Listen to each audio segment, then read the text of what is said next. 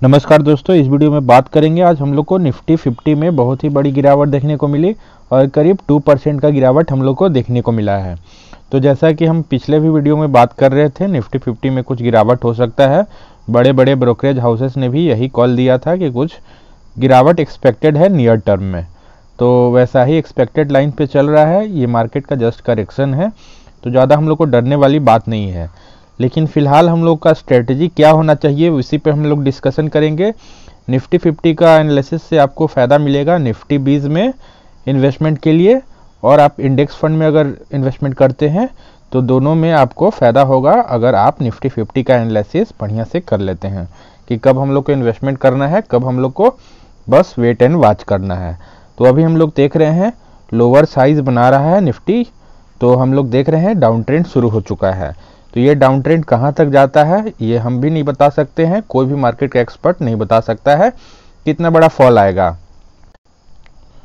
लेकिन हम लोग चार्ट एनालाइज करके ये देख सकते हैं कि मार्केट का डायरेक्शन अभी कुछ दिनों में क्या रहने वाला है और कब कब हम लोग को इन्वेस्टमेंट करना है, ये हम लोग ज़रूर डिसाइड कर सकते हैं। तो हम लोग अभी फ़िलहाल इन्वेस्टमेंट नहीं करेंगे, ना निफ्टी 20 में करेंगे ना इंडेक्स में करेंगे, क्योंकि अभी डाउन ट्रेंड चल रहा है। दोस्तों, डाउन ट्रेंड में हम बोलते हैं ज़्यादा इन्वेस्टमेंट ना करें, क्योंकि डाउन ट्रेंड का इन्वेस्टमेंट का ये घाटा होता है। मान लीजिए कुछ यहाँ बाई किए, कुछ यहाँ फॉल किया और बाई किए, 500 पॉइंट और फॉल किया और बाई किए, 500 पॉइंट फॉल किया और बाई किए। ऐसे करते करते आपका बहुत ही निगेटिव चला जाएगा और जो आप गेन में बैठे होंगे वो भी इरोड हो सकता है। तो इसीलिए हम लोग कब बाई करेंगे, जब पहला तो हम लोग वेट कर रहे हैं दो पिवट से बीच में 200 डेज का मूविंग एवरेज ये है। हम लोग पहले बता देते हैं कौन कौन इंडिकेटर्स लगाते हैं। तो एक 20 का मूविंग एवरेज हम लोग यूज़ करते हैं, जो कि आपको ब्लू लाइन शो कर रहा होगा, और दूसरा हम लोग 200 डेज का मूविंग एवरेज यूज़ करते हैं, जो कि आपको पिंक लाइन शो कर रहा होगा। और तीसरा इंडिकेटर्स हम लोग लगाते हैं दोस्तों, जो कि जिसको बोलते हैं पिवट लाइन या पिवट पॉइंट्स भी बोलते हैं। सपोर्ट या रेजिस्टेंस का काम करता है। अगर प्राइस अपवर्ड मूवमेंट करेगा तो प्राइस को रेजिस्टेंस देता है पिवट लाइन, अगर प्राइस डाउनवर्ड मूवमेंट करेगा तो प्राइस को सपोर्ट देता है पिवट लाइन। इतना तक क्लियर है। तो हम लोग देख रहे हैं इस पिवट लाइन पर रेजिस्टेंस मिलता है निफ्टी को करीब 18,400 पे। तो हम लोग बोले थे इसको अगर बीट करता है, फिर से इसको तोड़ता है तो ऊपर जाएगा। तो फिर निफ्टी थोड़ा पुलबैक लिया, लेकिन इस रेजिस्टेंस को फिर से तोड़ नहीं पाता है और अच्छा सा सेलिंग प्रेशर हम लोग को नीचे की तरफ देखने को मिलता है। तो हम लोग को लोअर हाइस का फॉर्मेशन होते हुए दिख रहा है, इसीलिए हम लोग ज़्यादा डाउन ट्रेंड में एवरेजिंग नहीं करेंगे। हम लोग पहले दोनों पिवट्स का वेट करेंगे, जिस पिवट पे ज़्यादा सपोर्ट लेते हुए दिखेगा और फिर से 20 के लाइन को अगर ब्रेक करता है कैंडल्स तो हम लोग बाई करेंगे। वैसे सिचुएशन में बाई करेंगे, लेकिन हम लोग पहला वेट करते हैं 200 डेज़ के पास आने का। बेस्ट हम लोग बाई करेंगे दोस्तों अगर 200 डेज़ के करीब, या बेस्ट सबसे ज़्यादा बेस्ट होता है प्राइस 200 डेज़ के मूविंग एवरेज से नीचे चले। लेकिन पिछले हम लोग 1.5 साल से देख रहे हैं बुलिश मोमेंटम बहुत ही ज़्यादा मार्केट में रहा है, तो 200 डेज़ के करीब ही नहीं आया है, बहुत ज़्यादा करीब नहीं आया है। जनरली थोड़ा सा पुलबैक लेता है, फिर से ऊपर चला गया। लेकिन पिछले साल जब कोविड था उस समय प्राइस 200 डेज़ के वेल बिलो आया था। तो हम लोग अभी वेट करेंगे, थोड़ा सा और भी गिरावट हो सकता है।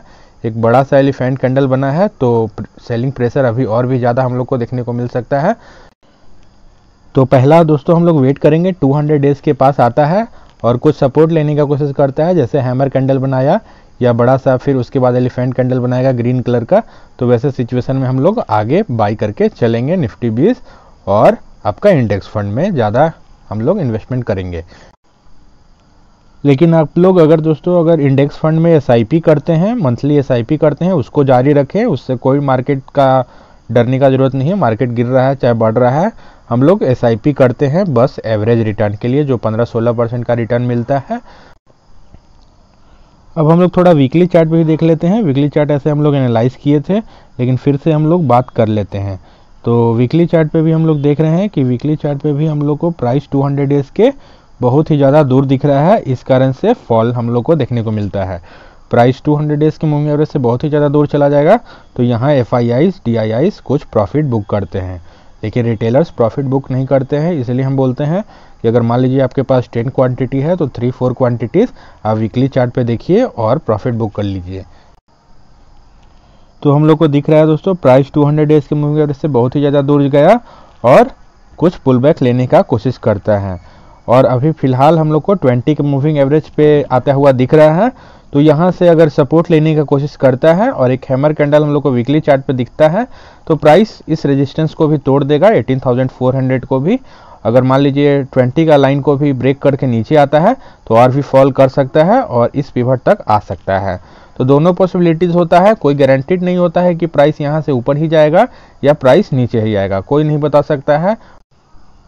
तो 18,400 दोस्तों एक रेजिस्टेंस लाइन है। अगर इस रेजिस्टेंस को प्राइस ब्रेक करता है तो प्राइस ऊपर जाएगा, नहीं तो इस पिवट तक आके सपोर्ट लेने की कोशिश करता है।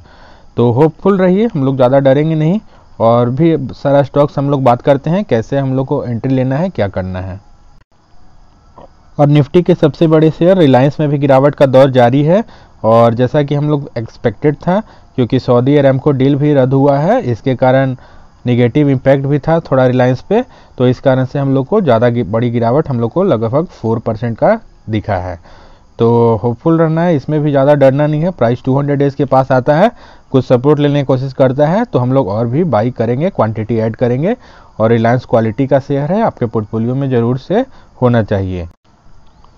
तो रिलायंस में फिर से प्राइस 200 डेज के मूविंग एवरेज के पास आता है दोस्तों, तो हम लोग और भी क्वांटिटी ऐड करेंगे। लेकिन फिलहाल हम लोग वेट एंड वॉच का पॉलिसी अपनाएंगे।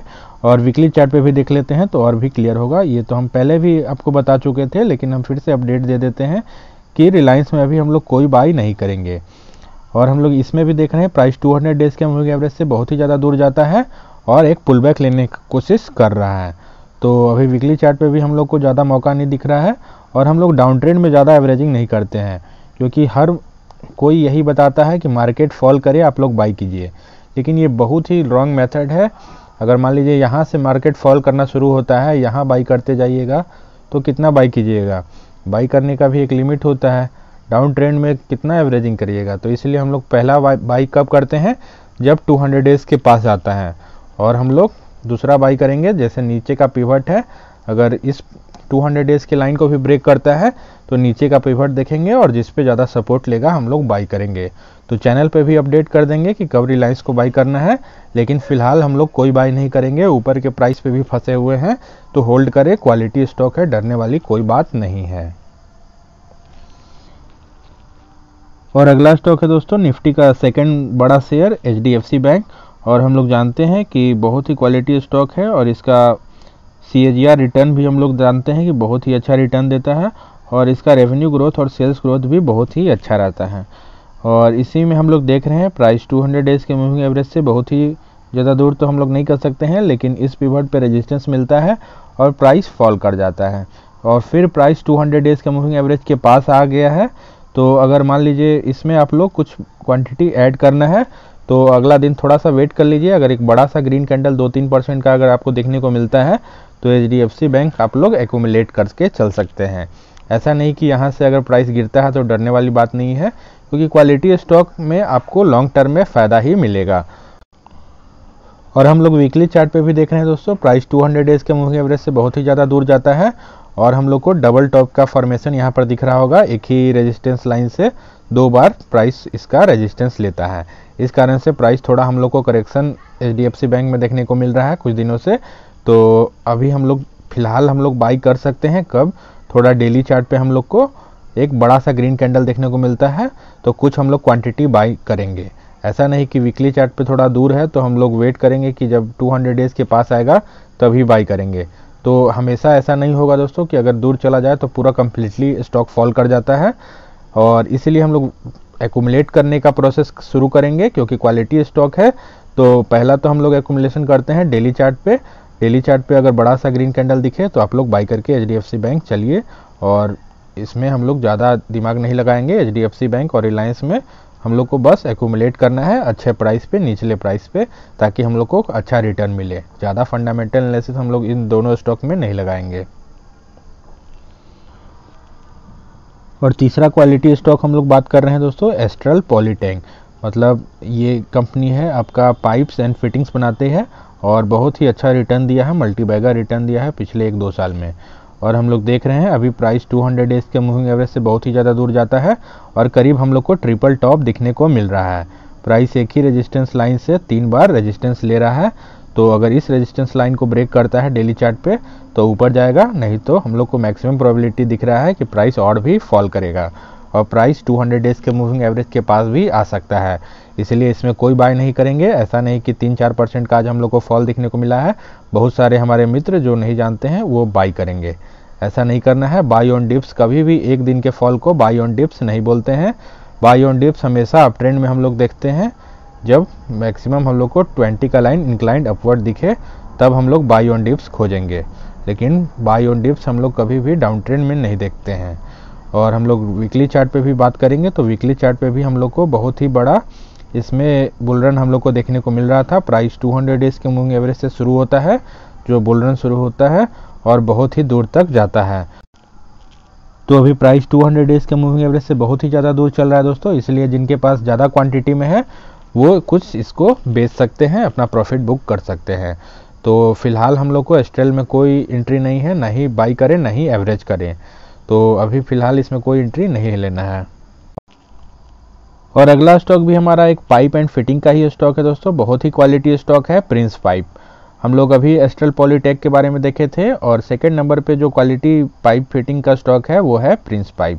और पिछले 1 सालों में हम लोग देखे हैं मल्टी बैगर रिटर्न भी दिया है और हम लोग देखे थे कि प्राइस 200 डेज के मूविंग एवरेज से बहुत ही ज़्यादा दूर चला गया और हम लोग को एक अच्छा सा डीप करेक्शन भी देखने को मिलता है। और हम लोग ये भी जानते हैं कि अगर करेक्शन होता है तो ज़रूरी नहीं है कि प्राइस 200 डेज के मूविंग एवरेज के पास ही आएगा, ऊपर से भी घूम सकता है, क्योंकि बुल रन बहुत ही ज़्यादा हैवी था। तो इस कारण से प्राइस 200 डेज के पास आता है और ऊपर से ही घूमने का प्रयास करता है। तो यही सब सिचुएशन होता है दोस्तों बाई करने का, एक्युमुलेट करने का, और हम लोग यहाँ पे बाई करके चल सकते थे। लेकिन फ़िलहाल अभी हम लोग वेट करेंगे क्योंकि निफ्टी का सिचुएशन सही नहीं है। निफ्टी में अभी गिरावट दिख रहा है हम लोग को, तो अभी निफ्टी अगर गिरेगा तो ऑटोमेटिकली पूरा स्टॉक, जितना भी स्टॉक मार्केट का स्टॉक है वो गिरेगा ही। तो अभी हम लोग वेट करके चलेंगे दोस्तों। अभी हम लोग निफ्टी का परफॉर्मेंस देखेंगे आने वाले कुछ दिनों में क्या रहता है, और निफ्टी का कुछ डायरेक्शन मिलेगा तो हम लोग और भी ज़्यादा स्टॉक बाई करेंगे। लेकिन फ़िलहाल अभी हम लोग वेट करते हैं क्योंकि प्राइस 200 डेज के मूविंग एवरेज से दूर जाता है और हम लोग को यहाँ पे रिजेक्शन कैंडल भी दिखा है। रिजेक्शन कैंडल बताता है कि प्राइस नीचे आने वाला है और यहाँ पे एक बड़ा सा रेड कैंडल भी हम लोग को आज दिखा है। लास्ट में थोड़ा सा पुल बैक आया था, लेकिन बड़ा फॉल हम लोग को प्रिंस पाइप में करीब 5% का देखने को मिला है। तो अभी हम लोग फ़िलहाल वेट करेंगे, और भी प्राइस गिर सकता है, इसलिए ज़्यादा हम लोग को डाउन ट्रेंड में एवरेजिंग नहीं करना है। प्राइस 200 डेज के मूविंग एवरेज के पास आने दीजिए, उसके बाद हम लोग और भी क्वांटिटी ऐड करेंगे। तो होप आप लोग को कंसेप्ट समझ में आ रहा होगा दोस्तों। अगर वीडियो अच्छा लग रहा होगा तो वीडियो को लाइक कीजिएगा, चैनल को सब्सक्राइब कीजिए और अपने दोस्तों में शेयर कीजिए। चलिए, थैंक यू, मिलते हैं नेक्स्ट वीडियो में।